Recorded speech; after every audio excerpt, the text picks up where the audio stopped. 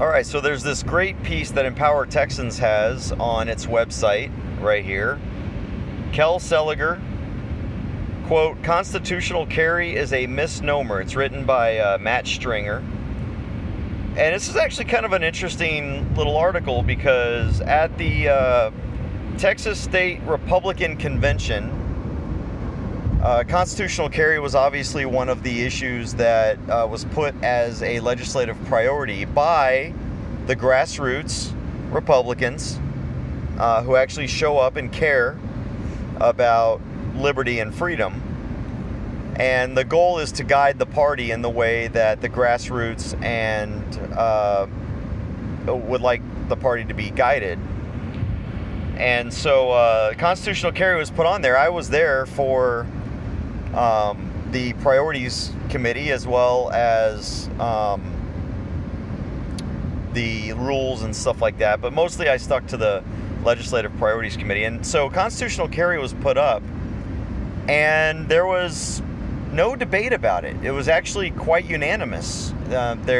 When we went to the full committee or the full convention, there were no pushes to have the platform amended, the priorities amended, and so constitutional carry is something that, as a whole, we want. Now, Seliger, one of the things that we have noticed in Open Carry Texas is there are 3 senators that are no votes for constitutional carry that we've tried to get rid of. Now, one of them's gone, Senator Estes. We believed was a no vote. He's gone now. And then the other one is Joan Huffman, who we believe will not defend the Constitution. She's the same one that wanted to make it a felony just to get caught with a gun off of your property without a license. She thinks that merits the same type of criminal activity as a rapist. Exercising your rights without government permission. Oh no, let's make that a felony. And then the third one, I think is now confirmed as Seliger. And so this article by Matt Stringer by Empower Texans at empowertexans.com, constitutional carry is a misnomer. There's an interesting part down here in the story that I thought was pretty interesting, which is right here. So while Seliger stated that he doesn't disagree philosophically with carrying without a permit, he noted that carry licenses are necessary because, now get this guys, they prevent felons, those with records of domestic violence and mental illness, from having a firearm. He said, quote, "That's what the permit does. It ensures the people who carry a firearm check those boxes. And I think those boxes ought to be checked." So now I've got my sister and brother-in-law here with me, and I thought this would be an interesting discussion topic. I didn't realize that all those felons that are out there committing those crimes, those murders and those armed robberies and stuff like that, I didn't realize that those were actually license holders, because if you don't have a license, obviously, according to Seliger, you're not getting guns. So it can't be non-license holders committing these crimes, right? I think it's just proof he's thinking inside the box, not outside the box.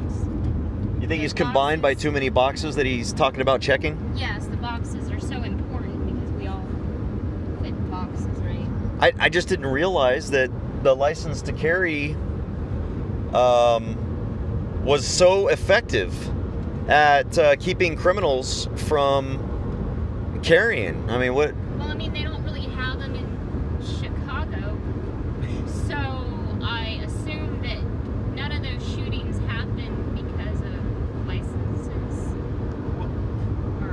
Well, when crackhead Jimmy steals a gun from his neighbor's, dresser drawer and then sells it to somebody who's not even supposed to be in the country, there aren't any boxes to check anyway.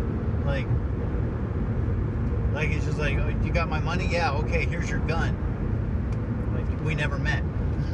Yeah, well, I mean, but according to Seliger, that's impossible because the license prevents that. So yeah. I have a governor on my car that keeps me from speeding. Oh wait, no I don't. But he goes on to say, well, I mean, that's a good point. He goes on to say that constitutional carry is a misnomer. Nothing about it makes it any more constitutional than what we have now. Well, that's interesting because with permitless carry, I can go out and carry. Well, you don't have to pay a But tax to carry.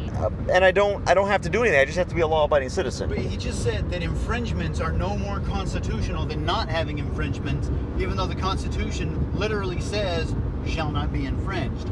So how can the opposite of what it says be just as constitutional as what the Constitution says? Well, and what's interesting is we are right now as I'm reading this story. I'm the passenger in a vehicle. We've gone through 2 states right now. We're currently in Mississippi.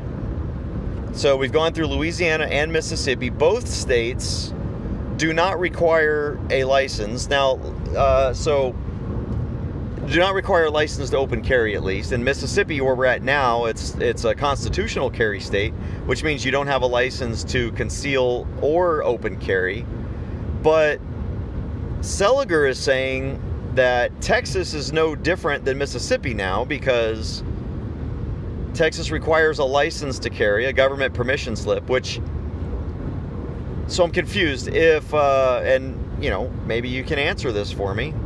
He says that, I'll read this again, nothing about it makes it any more constitutional than what we have now. So what we have now is, I have no Second Amendment rights until I give the government money and I give a private company or individual money, and then they give me a piece of plastic. And once I have that piece of plastic in my hand, after I've given the government money and I've given a private entity money and I've had at least 5 or 6 hours of my time taken away from me to sit down in a class and listen to someone talk about things I already know, that's not different than had that been gone and I'd been allowed to just sit at home, wake up, strap on my handgun as a law-abiding citizen and walk out the door. I fail to see how those two are the same. Well, the difference is that in Mississippi and Louisiana, none of the felons have guns. None of them. And in Texas, all of the felons have guns. Yeah, it's... because of the licenses. So this is, this is just a really... the article goes on to talk about tax-funded lobbying and everything, but I thought this section on constitutional carry was just really interesting here. I mean, it's just 2 paragraphs, but it says so much about the fact that Kel Seliger needs to be replaced. He is not a constitutional Republican. He does not believe and support the Second Amendment. And you know what? Let's check something here. So everyone's gonna see my apps now on my phone. Oh no. Let's check and see if Kel Seliger is endorsed by the NRA. I'm sure. I'm willing to bet Kel Seliger, who doesn't believe that there's a difference. Oh, look at this. The first one here, Kel Seliger's website, says that Kel Seliger earns an A rating and endorsement from the NRA. Apparently, the nation's top authority on gun rights, the National Rifle Association, awarded Republican State Senator Kel Seliger their coveted A rating and announced their endorsement of his candidacy for re-election. And then he goes on and he says here, ensuring the safety of our families has always been a top priority of mine. As a family man, I sleep easy knowing that my loved ones are safe because of our fundamental right to keep and bear arms. He skipped something there. As long as you pay the government and a private individual for that right. Which is no longer a right. So, yeah, what's interesting here is he's amassed a string of Second Amendment victories in the Texas Senate. He voted to pass Texas's open carry law. By the way, I'll have to go back and check. I don't think he was a sponsor of that law. And to cut the license to carry fee to the lowest cost in the nation. Wrongo. Absolutely false, Kel Seliger. In Alabama, just as one example, it's $10 to get a license to carry, or a concealed handgun license, because you don't need a license to open carry. To get a concealed handgun license in Alabama is $10, and that's just for the piece of paper. If you want a nice card, like a plastic card, like the one Texas issues, it's $20, which is half what it costs in Texas now, which is $40.